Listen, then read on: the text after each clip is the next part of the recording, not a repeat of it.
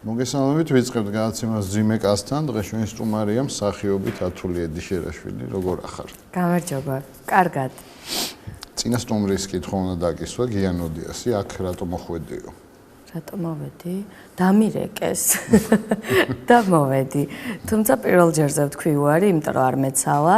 მე გაუაზრებლად დავთანხმდი აქ მოსვლას და მე და ამის შემდეგ ვიკითხე, რომ წამოსულიყავი თუ არა და მითხრას რატომაც არა.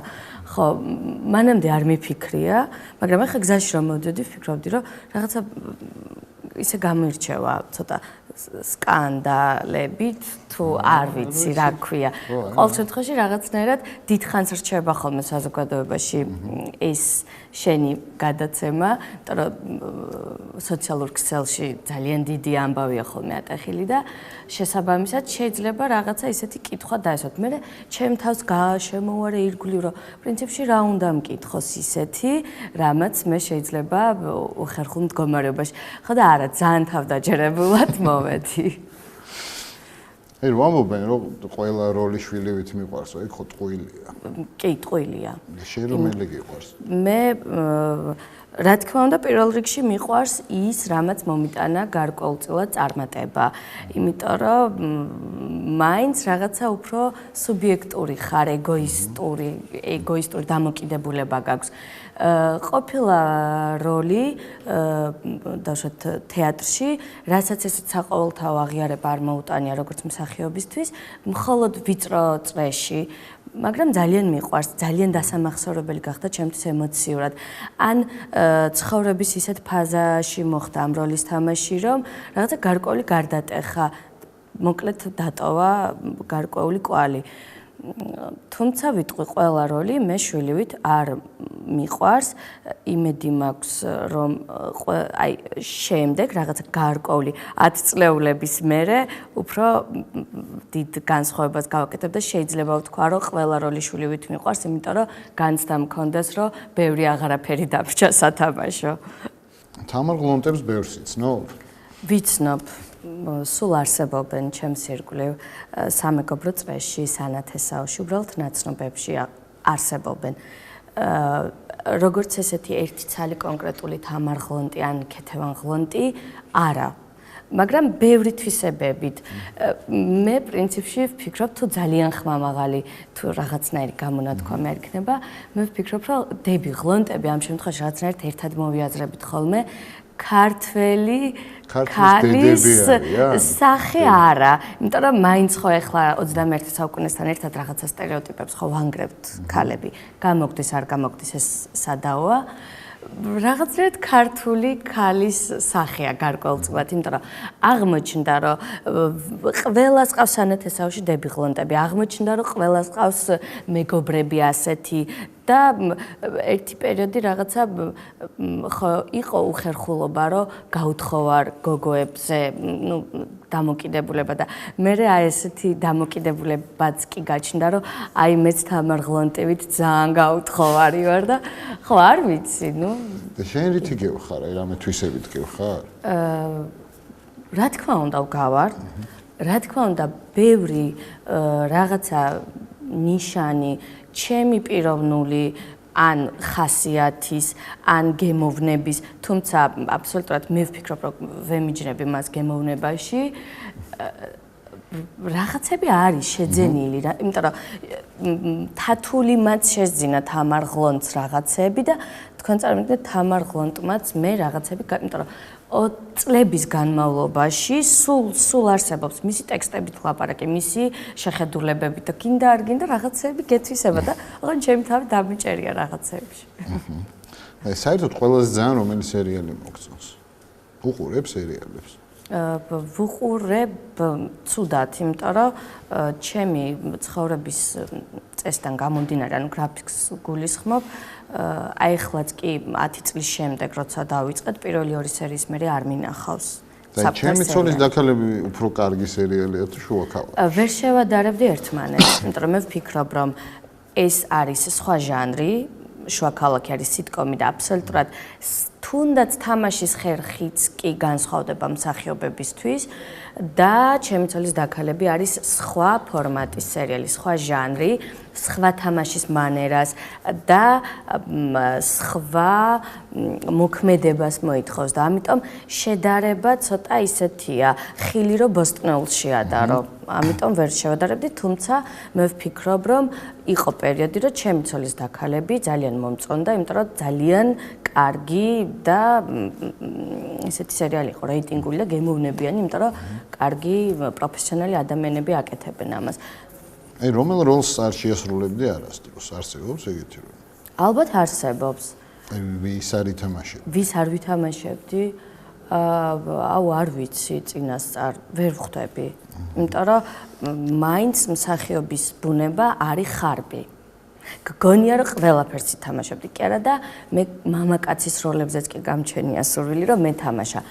თუმცა ესე არ ვიქცევი ბუნებრივია, მაგრამ შიგნით სულ მაქვს ეგეთი ფიქრები, რომ აი შეიძლება რაღაცა ისეთი კარგი საინტერესო კაცის როლი ქალს თუნდაც მე თამაშა. არ ვიცი. აი პირველი ვინ გახსენდება სიტყვაზე უნიჭო? უნიჭო ძალიან ბევრი ადამიანი. პირველი? პირველი ვინც თავის საქმეს არ აკეთებს. აი კონკრეტულად და მაღიზიანებს ძალიან. აი ცუდად ხვდები. კონკრეტულად არავინ არ გაგახსენდა ეხლა? კი. ვინ? ვერ ვიტყვი. იმიტომ რომ მე სადმე დაწერენ რაღაცებს, რომ ამ გოგოს რეები ცოდნიაო, თავში აუვარდაო რაღაცებიო და მაინც უხერხულია. იმიტომ რომ მე ვფიქრობ, რომ მე ის თავისუფლება სათანადო არ გამაჩნია, რომ ესეთ ამამად ვილაპარაკო. აჰა. და რომელი ფრაზა გაღიზიანებს ყველაზე მეტად? ესე არ არის. არის ფრაზები კონკრეტულ სიტუაციაში ან გამაღიზიანებს, ან დამამშვიდებს. გააჩნია ვინ მეუბნება რა სიტუაციაში, ესე რეცეპტულად არ მაქვს, რომ აი ეს ფრაზა არასოდეს არავინ არ მითხრას. ვინსთან ერთად ითამაშებდი სიამოვნებით და რომელ ფილმში ან სპექტაკლში? ნუ ბევრია ესეთი, ხა ძალიან ზოგადი საუბარი გამოდის და შეიძლება ნაკლებად საინტერესოა, მაგრამ ცით რა მსოფლიო მსახიობებიდან ასარჩევად რო კონდეს. კეით ბლანშეტთან ერთად აი სიამოვნებით ვითამაშებდი რამეზეთ ისტორიულ კარგ ფილმში. ვითამაშებდი კაც მსახიობთან ერთად? კაც მსახიობთან ერთად. ბევრია ესეთი. მე უფრო ცოტა ალბათ მაინც თავისებური ასაკობრივი მომენტია, უფრო აქეთ ძველი არტისტებისკენ უფრო რაღაცა ისეთი დამოკიდებულება მაქვს, იმიტომ რომ საერთოდ ჩემთვის კინო არის ადამიანებისთვის და სპეცეფექტებით გაკეთებული კინო არ მიყვარს ამერიკული ნაკლებად. მიუხედავად იმისა, ეს ჩემი პრობლემა, მათი პრობლემა არ არის, რა თქმა უნდა. მე უფრო ევროპული კინო სკენვარ. ხო, თუმცა ეს რაშვაში იყო ამ კითხვასთან, მაგრამ ჯერემი აირონსთან ვითამაშებდი სიამოვნებით, იმიტომ რომ მე ვფიქრობ, რომ ძალიან კარგი არტისტია, ძალიან საინტერესო. ფანი არდანთანაც ვითამაშებდი. არ ვიცი, ბევრია ესეთი. ყველაზე დიდი ტყვილი რა არის საქართველოს ისტორიაში? ყველაზე დიდი ტყვილი ის, რომ ჩვენ ვართ თავისუფალი ერი. არ ვართ? ალბათ არ ვართ. რაში გამოიხატება? ბევრ რამეში გამოიხატება. აი, თუნდაც თავისუფლება ჩვენთვის იმიტომ რომ ჩვენთვის ყოველთვის ირღვევა ადამიანების უფლებები. მეც არ ვარ თავისუფალი და ალბათ ვერასოდეს ვერ ვიქნები. შინაგანი თავისუფლება მაქვს, ამის განცდა ყოველთვის მაქვს, რევოლუციურ განცდაზეც კი მაყენებს ჩემი შინაგანი თავისუფლება, მაგრამ მე პირადად ვერ ვარ თავისუფალი ბევრი გარემოებებიდან გამომდინარე. და ეს როგორც მსახიობს არ გექმნის პრობლემას, რო არ ხარ და მინდა გითხრათ, რომ ყველაზე თავისუფალი ვარ იმ დროს, როცა ვაკეთებ, ანუ პროფესიულად ჩემს საქმეს. ეს იქნება სცენა თუ ეკრანი. სხვა შემთხვევაში მე ძალიან ბევრი კომპლექსები მაქვს, ბუნებრივია და შესაბამისად ჩემთვის თავისუფლება ცოტა ისეთი რამეა. ხო. კაი, მისაღებ გამოცდაზე რა განასახიერე? ძალიან მაგარი იყო. მისაღებ გამოცდაზე რომ შევედი თეატრალურ ინსტიტუტში, მაშინ იყო ინსტიტუტი, ახლა გახდა უნივერსიტეტი. ყოველთვის ადრე იწყება ეს ტურები. და მე მახსოვს, რომ 20 ივნის იყო პირველი ტური და 14 ივნის მე არის ჩემი დაბადების დღე. და როდესაც გავხდი 17 წლის უკვე 5 დღეში თუ 6 დღეში გავედი ტურზე და ანზორ ქუთათელაძე კომისიის თავმჯდომარე მეკითხება რომ რამდენი წლის ხარო და მე ძალიან თავდაჯერებულად ვეუბნებით 16 წლის ვარ თქო დამავიწყდა იმიტომ რომ რაღაცა ნერვიულობ მოკლედ დამავიწყდა რომ გავხდი უკვე 17 წლის და 2 წუთში ავიწიე ხელი და ბოდიში მოვითხო რომ უი არა შემეშალა 17 წლის ვარ თქო და ძალიან საჭიროდ შემომხედეს რომ ამ გოგომ თავისი ასაკი ვერ დაადგინა აქ რა უნდა ხო წავიკითხე ლექსი პროზა იგავარე კი როგორც ყველამ მე მახსოვს მუმშა გაწერელია იყვან და უფასო მე მგონი ბოლო ჩემი ჯგუფი იყო უფასო ასე ვთქვათ სამსახიობო და მუმშა გაწერელია მომცა ეწოდი რომ მეთამაშა ძაღლი და თან მეცეკვა ესპანური ხო გავაკეთე ალბათ პატარა მომენტს ვერ გააკეთებ იქიდან აუ არა არა ამიტომ მე თვითონ ახლა არ მომეწონება ან დავიძაბები შენი აზრით ქართლის დედას როგორი გამომეტყველება ექნება აი ქართლის მამა რო დაუყენოს გვერდით ხალხმა როგორ შეხედავს ეს ადამიანების კითხვა თუ პირადად შენი მართლა დამაინტერესა შენ ხო არ ვიცი არ მიფიქრია შენ როგორ გახედავდი შენ რო ქართლის დედა იყო არ ვიცი ისევ ალბათ მექნებოდა ცოტა იუმორ ცინიკური დამოკიდებულება რომ რა მნიშვნელობა აქვს რომ მოგიყენეს გვერდით მაინც ბევრი რამის აღება შენ თავზე მოგიწევს კაი პროვინციალიზმი რა არის პროვინციალიზმი არის ადამიანის ხასიათი მე ვფიქრობ რომ ადამიანის პროვინციალიზმს გეოგრაფიული მდებარეობა თუ ხო არ განაპირობებს ეს არის პროვინციალიზმის შიგნით ხასიათი როგორ ატყობ ადამიანს რომ აუ ეტყობა ყველაფერზე ეტყობა რომ ცდილობს ძალიან აი თვით დამკვიდრების კომპლექსი როცა არსებობს ადამიანში სხვადასხვა ფორმები არსებობს ამის აი ეტყობა ადამიანს ბავშვობაში რის თამაში გიყვარდა სულ სკამზე ვიდექი ან სადღაც მოვძებნიდი კიბეს სულ ჩამოვდიოდი იქიდან და ვმღეროდი ხელში მეჭირა რაღაც დეზადორის თუ რაღაცა ეგეთი ნივთი რომელიც გავდა მიკროფონს სულ ვატარებდი კონცერტებს და თოჯინობანასაც ვთამაშობდი და ოღონდ ვაბრჭებდი თოჯინებს ცუდად ვთამაშობდი ანუ ნაზად და აი სულ თმას ვჭრიდი მე მახსოვს სულ კალმით ვხატავდი სელფებს იღებ ხოლმე ტელეფონში ამ ბოლო დროს მიეჩვიეთ ვისთან ერთად გადაიღებდი ვისთან ერთად გადავიღებდი ყოფილ პრეზიდენტთან ერთად ალბათ ყველას საინტერესო იქნება რომელ პრეზიდენტ მიხეილ სააკაშვილთან სუნი უფრო მაგარია თუ გემო შენთვის გემო მაგარია როცა გშია და გემრიელ საკვებს მიირთმევ და სუნის საშინელება როცა ცუდი სუნი გცემს და კაი სუნი და კაი გემო როცა დანაყრებული ხარ რომელი გირჩევნია გემო რისი გემო გიყვარს და რა გახსენდება ამ გემოს რისი გემო მიყვარს რაღაცა არ ვიცი რისი ტკბილი რისი გემო მარწყვის გემო არ მიყვარს არ ვიცი რისი გემო მიყვარს არ ვიცი ყველაზე სექსუალური ქართველი არტისტი ვინ არის კაცი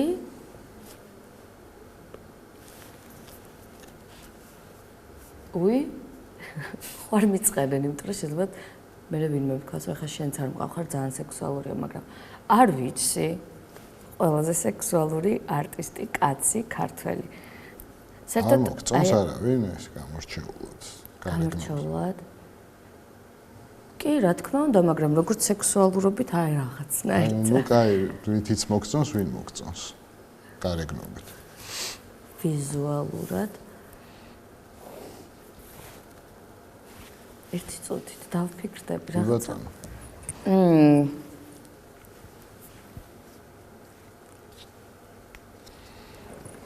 აუ არ ვიცი არა მართლა ვერ მივხვდი ახლა რომელი მომწონს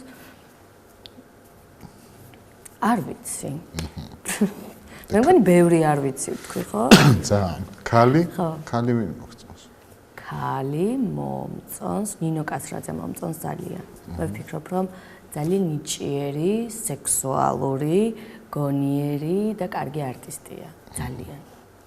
ესეთ ფილმში თუ გითამაშია ამ სპექტაკლში რომელიც არ მოგწონს. კი. რომელი იყო ეს? შეუმდგარი სპექტაკლი ან შეუმდგარი ფილმი ან სერიალი. აი თანამედროვე აი ნათია და ნათია არ მომწონდა. ესე იგი. აი თანამედროვე ქართველებიდან ვის გამოარჩევდი? აი ვინ არის მაგარი ქართველი დღეს? რა მხრივ მაგარი ქართველი? აი ზოგადად. კარგი ტიპი? ან პროფესიონალი ან რა ვიცი, თავის საქმეში წარმატებული. ხო, არც ირაკლი ჩარკვიანი ცოცხალი რომ იყოს მეფე, ალბათ პირველს მას დავასახელებდი, იმიტომ რომ ჩემთვის ძალიან მნიშვნელოვანი ადამიანი და ხელოვანი და შემოქმედი იყო. დღეს ვის დავასახელებდი ეგეც? თუნდაც არტისტები. დავფიქრდები კიდე. რაცა მე მგონი მეშინია სახელი და გვარების თქმის. ხო და ნუ გეშინია რატო გეშინია? არ ვიცი. არა, არც მალავ.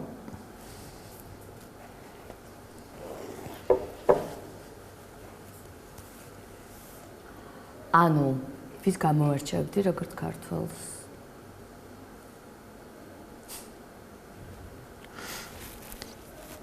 კაი, გადავიდეთ სხვა თემაზე. გადავიდეთ. ამას ამოჭრით ყველაფერს, არაფერზე რო არ ვიცი. არაფერს არ ამოვჭრით. ადამიანმა რა თქვა სულ პირველად, როგორ ფიქრობ? პირველი მე როგორ ვფიქრობ? რა თქვა? გაჩნია ადამიანების ფენას თუ არ აქვს მნიშვნელობა, ანუ ეროვნება პირველად რა თქვა? ადამიანმა და ევამ ერთმანეთს ალბათ თქვა მშია. მაგრამ მაინც სადღაც ყველა რითი გამოირჩევიან ქართველი კაცები სხვა ეროვნების კაცებისგან? იმიტომ რომ ძალიან თავდაჯერებულები არიან, როდესაც ქალის ადღეგრძელოს ამბობენ, როდესაც ქალს აგინებენ. ალბათ თავდაჯერებულობაში განსხვავდებიან. აი, ქალთან ურთიერთობაშიც თავდაჯერებულები არიან? არა, არ ვიცი, გაჩნია. ეს უკვე გაჩნია რა მენტალიტეტის ვინ არის და რა უნდა იმ ქალთან. რატო აგინებენ და ურტყამენ? აი ძალიან მომრავლდა ეგ და კლავენ. რატო გახშირდა ეს? ნუ მათი ალბათ რაღაცა სისუსტეა ან შინაგანი რაღაცა ცუდი მათ კომპლექსი, რომელიც აი ეს ფორმა მიიღო. ან უბრალოდ მიყავთ ამ მდგომარეობამდე. სხვა შორის ძალიან დიდი პროტესტი მქონდა, აი რაღაცა ცოტა ხნის წინ ხო იყო ამაზე ძალიან დიდი ამბავი, მაგრამ ჩემო მეუღლემ, როდესაც მუშაობდა გარკვეულ ისეთ სამსახურში, მას ხშირად უწევდა, ასე ვთქვათ, გარჩევები კანონის ფარგლებში, რა თქმა უნდა, აი ამ ოჯახური დავის. და ბევრი ისეთი მაგალითი მომიყვა, რომ მივხვდი, რომ არა, ნუ არ უნდა მოეკლა, მაგრამ ქალმა ცოტა თავშეკავებულობა და ცოტა რაღაცა ზნეობა უნდა გამოიჩინო. თუმცა საშინელება და ტრაგედია, როდესაც არ აქვს მნიშვნელობა ქალი კაც თუ კაცი კაც, ვინმე რომ კლავს ვინმეს. ამ შემთხვევაში ჩემთვის სქესს ნაკლები მნიშვნელობა აქვს. ჩემთვის მკვლელობა ყველაზე დიდი ტრაგედია. შენი აზრით რომელ ფილმში ურევია ღმერთის ხელი?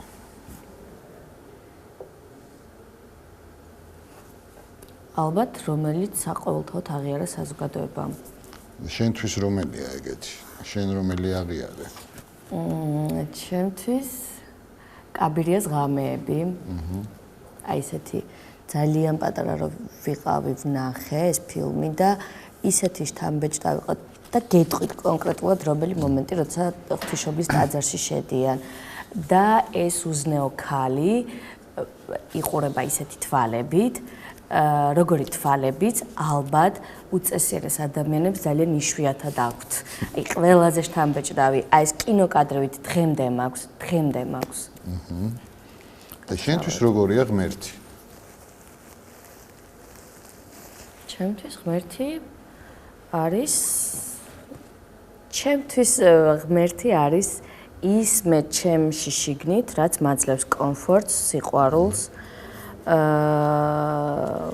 და რაღაცა განცდებისგან ხან ხსნას მაძლევს ან პირიქით, უბრალოდ სინდისის კენჭრას მიორმაგებს. ეს არის ჩემი ღმერთი ჩემში და დიდად არ მიყვარს ესე ხმამაღლა რაღაცა. და ყველას თავისი ღმერთი ყავს. და რეჟისორი რო იყო, ვის ეთამაშებდი ღმერთს? ღმერთს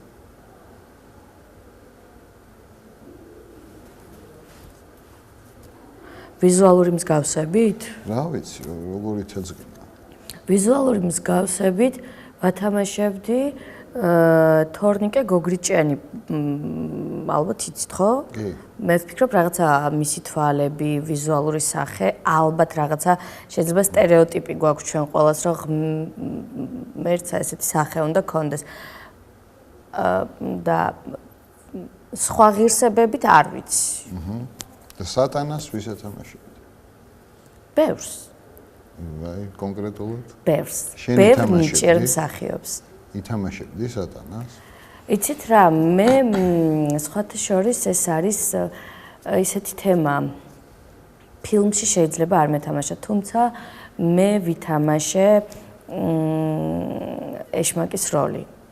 ეს იყო ძალიან ბევრი, არც ისე ბევრი, რამდენიმე წლის წინ ალექსი ჯაყელი, რომელიც მოღვაწეობს სენ-ნაზერში, საფრანგეთში, ჩამოვიდა და თავისუფალ თეატრში გააკეთა სპექტაკლი დონ ჟუანი. მე ვთამაშობდი დონ ჟუანს და უსქესოს, რომელსაც კოსტიუმი ჰქონდა ესეთი ეშმაკის და ჰქონდა უკან ძალიან გრძელი კუდი, რომელსაც ფალოსად ხმარობდა და ქალსა და კაცს მოკლედ აუპატიურებდა. ყველასთან ჰქონდა სექსუალური აქტი. ძალიან ისეთი გამოიწვია ამ სპექტაკლმა, ან ძალიან მოწონდათ, ან მრევლი ალბათ ბრჭყალებში ვიტყოდი, თუმცა მეც ვარ მრევლი და მყავს მამაო. ძალიან აძაგეს ეს სპექტაკლი. თუმცა როგორი გზნობა იყო? მე ვფიქრობ, რომ ერთ-ერთი ძალიან წარმატებული როლი იყო ჩემი. აი ხა სუფრაზე რო ვიჯდეთ მე და შენ მარტოები და შენ რო იყო თამარ ღლონტი. უფ. რომელ სადაღეძეღოს დალებდი. დალი. კბილი მოგონებების, ხო სამე ხოლმე ეგეთი გოგოები. დავლიო? თამარ ღლონტი ვითამაშო? ამ ბათინკებით რა ვიცი. რა ვიცი გოგოება, ჩვენ ტკბილ მოგონებებს გაუმარჯოს. ეგეთი ქალები ხო სვამენ ტკბილ მოგონებების სადღეგრძელოებს და რაღაცა ეგეთებს. ცრემლიც ხომ მოსდით? ცრემლი და მე იხსენებენ გახსოვს იქ და რა ხო მე დიდად თან სადღეგრძელოების გოგო არ ვარ, ვერასოდეს ვერ ვამბობ დაწყობილად სადღეგრძელოებს. აი იყავი ყოველთვის ისე აი მოსასმენათაც კი არა ესეთია დაწყობილი ჩემგან ნათქვამ სადღეგრძელოებამდე, რომ ყოველთვის მინდა რომ ვიყო ხოლმე გულწრფელი და ძალიან უხერხულობაში ჩავარდნილ ვარ ამის გამო, იმიტომ რომ ვიღაცას რო არ იცნობ ისე კარგად, რომ ბოლომდე რაღაცები რო გააზრებული გაქვს, რა გინდა რო უსურვო და აი ცოტა გაძებებს ძალიან მსხვენია ხოლმე. რეზო ამაშუკელს თუ იცნობ?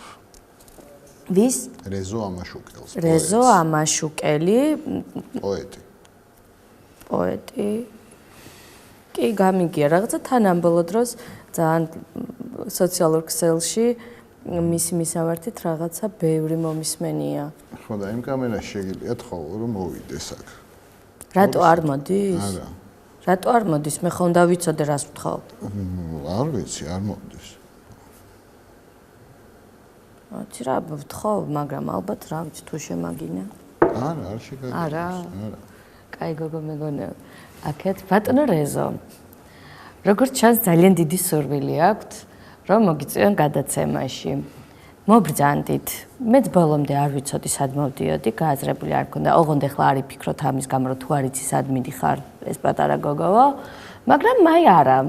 გავბედე და მოვედი.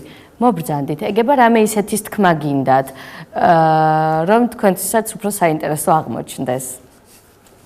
მადლობა თუ მობრძანდებით. აი ამადგან ვის რომელ როლზე ათამაშებდი, თქვათ დათა თუთაშხიაში. დათა თუთაშხიაში ვის ვათამაშებდი ზვიად გამსახურდიას. აი ვინ რა როლზე შეიძლება ყოფილიყო. აი 4-ვე დაასაქმე. ხო. დათა თუთაშხეს ვათამაშებდი ზვიად გამსახურდიას.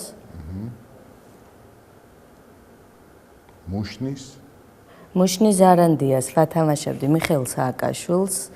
გრაფსეგედის ვათამაშებდი აც გარდაცვლილ ასევე ხო ბატონ ედვარდ შევარდნაძეს და გიორგი მარგველაშვილს ვათამაშებდი